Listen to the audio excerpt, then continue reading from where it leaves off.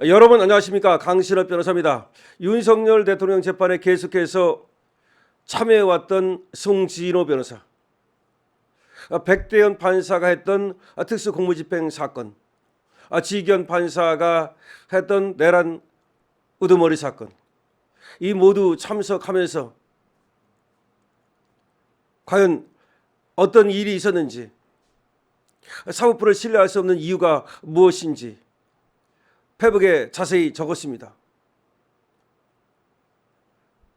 두 개의 재판, 두 개의 사건에 모두 참석을 했고, 그리고 사실 헌재 재판에도 참석을 했던 변호인으로서 사법부를 신뢰할 수 없는 이유를 하나하나 적어 나가고 있습니다.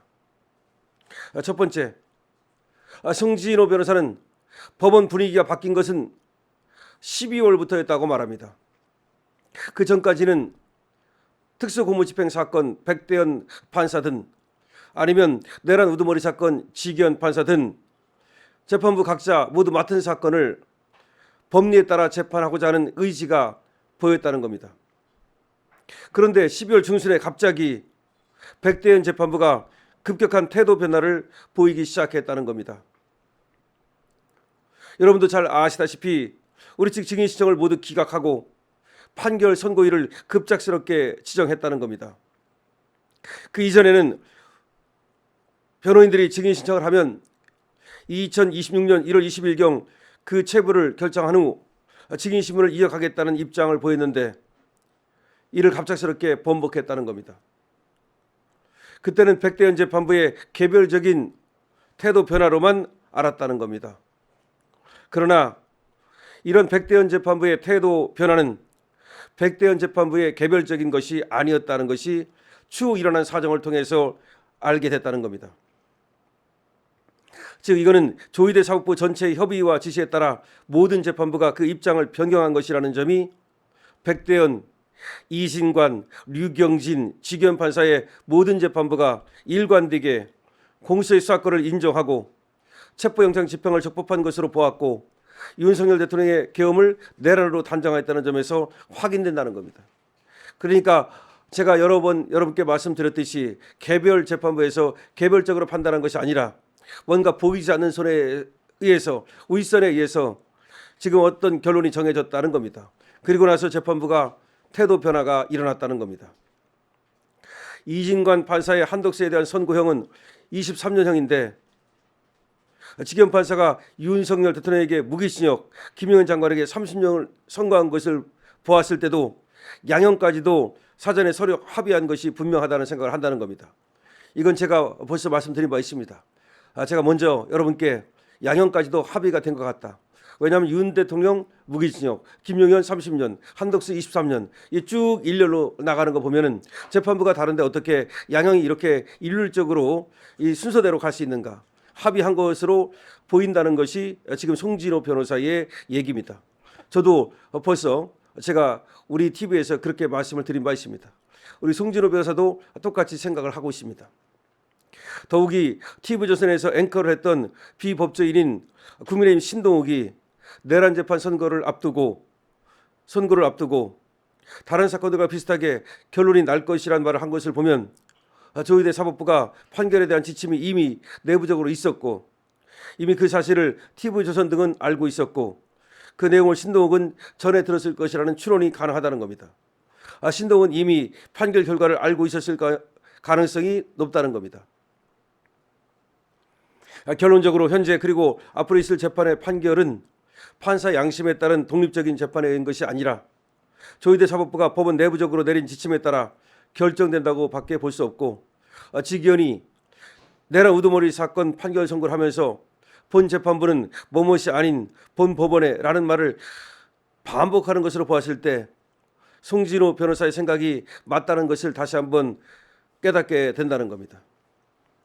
만약 이것이 사실이라면 재판 독립과 양심에 따른 판결이라는 헌법적 가치를 조희대 사법부는 철저히 짓밟은 것이라는 겁니다. 결국 외부 상황이 바뀌지 않는다면 어떠한 새로운 증거를 제시해도 대법원에서조차도 결론은 똑같을 것이라는 생각이 든다는 겁니다. 생명을 바쳐 지켜왔던 우리나라의 자유민주주의와 국민주권이 형해화되고 국가의 모든 기능이 중국의 지배하에 놓이게 된 가장 큰 원인은 바로 사법부 때문이라는 겁니다. 사실상의 눈치를 보면서 일부 극좌 판사들이 이 점에 따른 재판으로 처벌받아야 마땅한 자들은 유죄 판결을 받지도 않고 재판이 진행지도 않고, 또 판사들은 스스로 법을 어겨가면서까지 윤석열 대통령을 탄핵하고, 또 나머지 판사들은 이런 사법의 타락을 방관하고 있다는 겁니다. 민주당 반국가 세력들에게 유리한 것은 없는 법도 해석으로 만들어서 적용을 했고, 자유 세력에게 법에서 허용하는 것도 해석으로 배제했다는 겁니다. 그러니까 좌파들한테는 없는 법도 만들어서 유리하게 하고, 우리 우파한테는 있는 법도 적용을 안 했다는 겁니다. 그러나 이러한 점을 알면서도 윤석열 대통령은 재판을 통한 투쟁을 멈출 수 없는 것은, 이 재판은 대통령 개인만이 문제가 아닌 계엄 사무를 수행한 군인, 경찰, 국무위원 등이 모두 민주당의 내란몰이로 피해를 입고 있는 상황이기에 그들의 명예 회복을 위해서라도 재판을 포기할 수는 없다는 겁니다. 앞으로도 그러니까 항소를 해서 다툴 수밖에 없다는 얘기를 송진호 변호사는 하는 겁니다.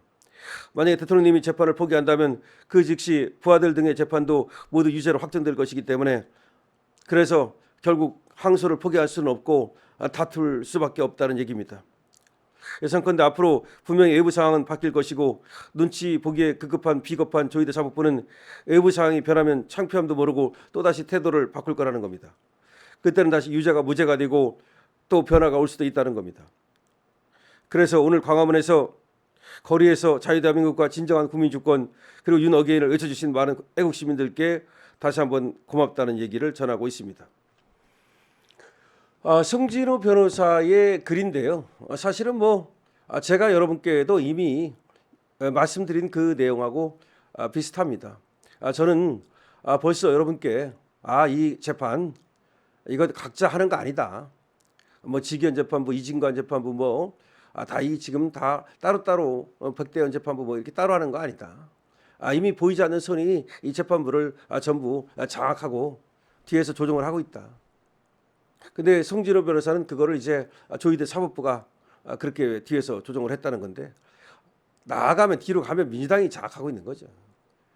이재명 세력이 그러니까 이 뒤에서 끈으로 이 직위원을 꼭두각시처럼 움직이고, 백대현을 움직이고, 이진관을 움직이고, 류경재를 움직이는 거죠.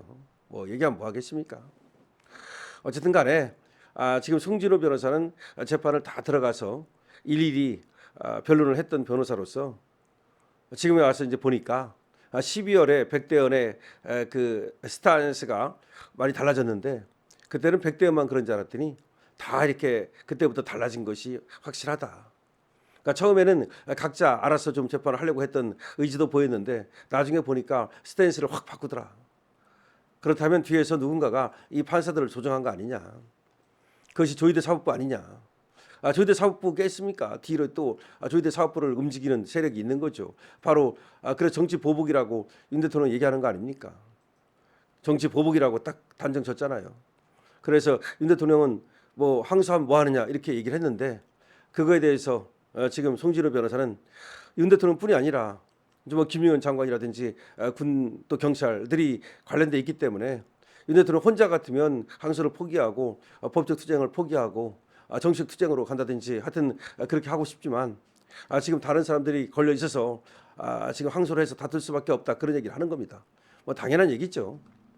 그러니까 결과적으로 송진호 변호사도 쭉 이렇게 재판을 해오면서 또 뒤에 보니까 그래도 법을 믿고 법원을 믿고 그래도 우리 법치를 믿고 그렇게 최선을 다했는데 다 그것이 부질없는 짓이었다.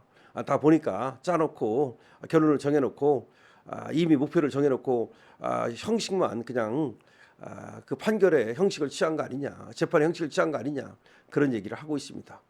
송진호 변호사의 얘기가 이게 정확한 겁니다. 결과적으로 법에 따른 판결이 아니고 이건 정치 판결이고 정치 보복이라는 겁니다. 강신업 TV입니다.